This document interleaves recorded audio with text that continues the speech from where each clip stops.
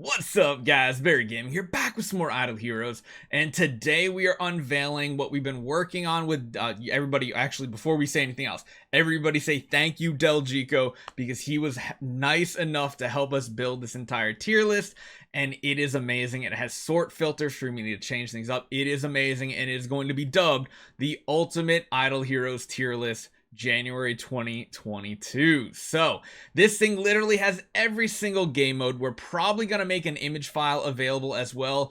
Number one, though, I'm going to say make sure you guys stick around and watch probably the first couple minutes of the video, because I'm going to explain every column, especially the overall scores, because we have an early mid-game score, a late game score, and then an overall score for every single hero. We break it down based on what they can perform, and there's a lot of stuff to go over in this tier list. Now, unlike older tier lists, we're not going to really talk about every single hero. We're going to kind of talk about what the scores mean, and then you can interpret what that hero does yourself. So, hopefully you guys enjoy this, and make sure you guys hit that subscribe button. Go enter the $100 gift card giveaway if you haven't entered it. Let's hit that 70,000 subscribers by the end of the month, and let's jump right into it.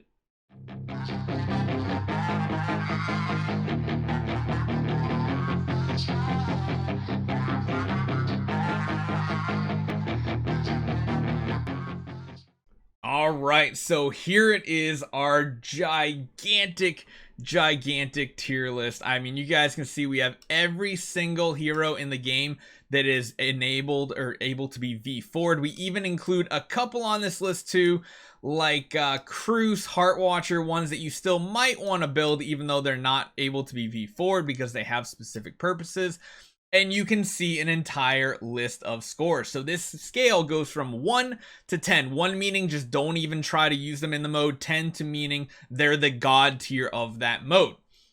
Now, in the majority of these, if you see a 9 or a 10, that means they are within the top about 10 heroes in the game for that game mode specifically. An 8 means they're very good, not necessarily required, but will be very, very beneficial to your team. 6 and 7 means it can possibly be done with them, like when we're talking about Sealand and things like that. And if you ever see one of them that has a negative, that just means they can't compete in that game mode, mainly just Transcendence heroes. Now we have a column here called support. Support and Transcendent, that the Transcendence tenants means you know, you can help buff the Transcendence hero. These are bonus multipliers to come up with their final score. So not only are you taking the average score of all of these columns, you're also going to be taking into consideration slight bonuses. So they're getting a slight bonus for being a support hero, because of course a support hero is not going to be able to do everything a pure damage dealer can do. But that doesn't mean they're not as useful. And then on top of that, being a tenant is very, very important. So you guys can see here, Sword Flash Shia, by far the best hero overall. We have an early game score, late game, and overall, she hits the 10s everywhere. Even though she has 1-9 right here, she gets a little bit of a bump because she's a Transcendence tenant for another Transcendence hero. Yeah, there's a lot of stuff going on here. So essentially what we're doing is having different columns, because there's some heroes that can be extremely good or bad in the early mid game. Like Eloise, she's good at certain things in the early game, bad in others, but then god tier in the late game, and that'll help build up your score. One hero I kind of want to use as an example is going to be Tix. So Tix, you'll notice his early game score is way up there, 7.6, but his late game falls off because he's just not usable in the brand new game modes, which is why we have two different columns here, early, mid game, and late game, and then an overall score based on that performance. So right now I have the column sorted for their overall score, so you'll notice they go in order. The other ones are a little shifted around. We can use our filters and sort filters to make all different image files on this to really pay off, but I really wanted to go over at least like the top grouping of heroes in the game. So of course, number one is going to be Sword Flash. She's usable in every single game mode. She's the answer pretty much to every single game mode as well, and she just completely rocks it. Coming in at number two is Scarlet Queen Halora. Really the only thing that she falls off on is her damage in boss fights, but she is like that necessary support hero. So number one Transcendence should always be Sword Flash. Number two should always be Queen, because as you guys can see in this list, they are very important. Now, the first hero on this list that comes in at number 3 behind the top 2 Transcendence heroes is actually Rogan, based on the scoring we did. So he's not great in Aspen Dungeon, but he is one of the best supports in towers. He's pretty good in Sealand 20 because he can get it done solo. It does require Void Imprinting, Householder, Artifacts. So that's why we give him a 7 instead of an 8, 9, or 10. And then just everything else, he's a 10 at. You need him in Sealand 25.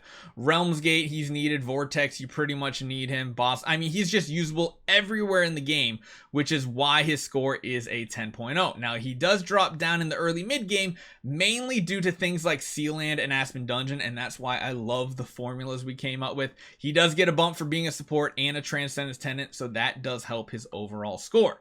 Next up is Lord of Fear Aspen. So his scores are really good.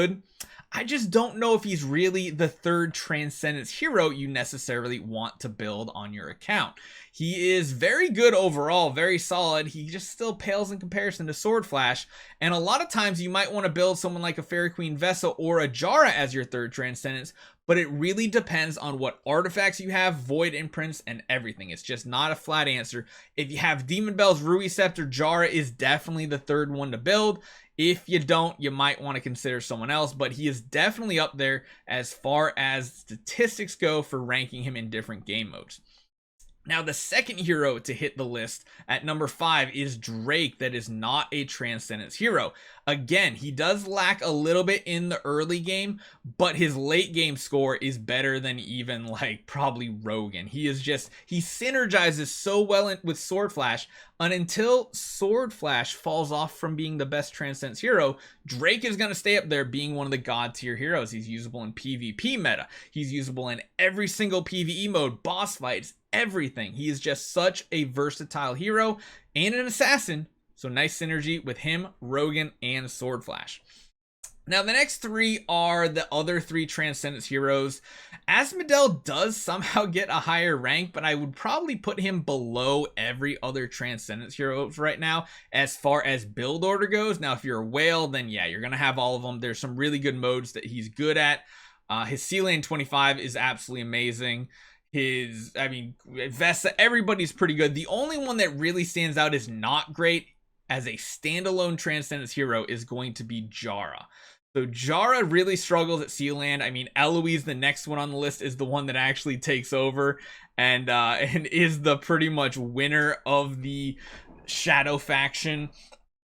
It's just like these heroes are just so good. So what is it? The top 1, 2, 3, 4, 5, 6, 7, 8, 9. The top 9 heroes are pretty much good in overall the entire game. The top 10 rounding out with Ignis, still a solid hero. These are the only heroes that get a score of 8 to 10 out of the entire list that we have here, mainly because most heroes are niche heroes. They're going to be used in certain game modes and not others, whereas all of the top 9 heroes can be used in literally every single game mode with some sort of success.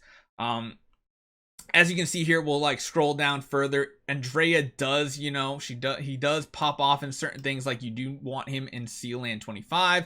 Very good in the PvP meta. One really big surprise to me was how high everybody ranked Olivia, because of course we did this with the community. We had everybody give their feedback with their experiences with different heroes. Olivia, surprisingly good across the board, even in the new broken spaces. Very good, usable in Sealand as well. She just does so many great things in the game. And she's one of those very overlooked heroes, kind of like Augustin, but a better version of Augustin. She does good against Void Arc bosses. She's actually not bad, surprisingly not bad in Aspen Dungeon. She gets a score of 6 in Aspen Dungeon, and that is mainly due to the fact that her Fairy Guard is very overpowered. She can get to like Aspen Dungeon Death 1 and maybe even Death 50 by herself with like a crown or something.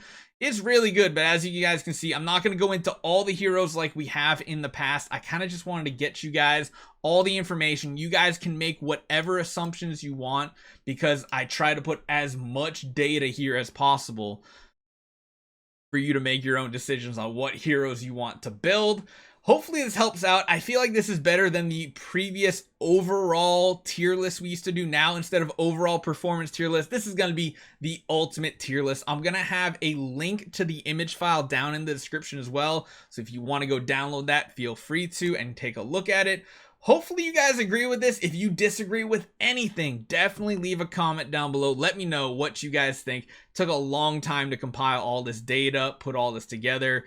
I think we did like 5 or 6 different live streams where people from the community with endgame accounts and different mid-game experiences have given me their thoughts on what to give every hero. So hopefully it's very accurate. We will continue to update this probably every quarter, so you'll see this come out again around April unless the meta completely shifts with new Transcendence AOs. We'll have to see. Hopefully you guys enjoy this one. Again, hit that subscribe button and I'll see you guys next time.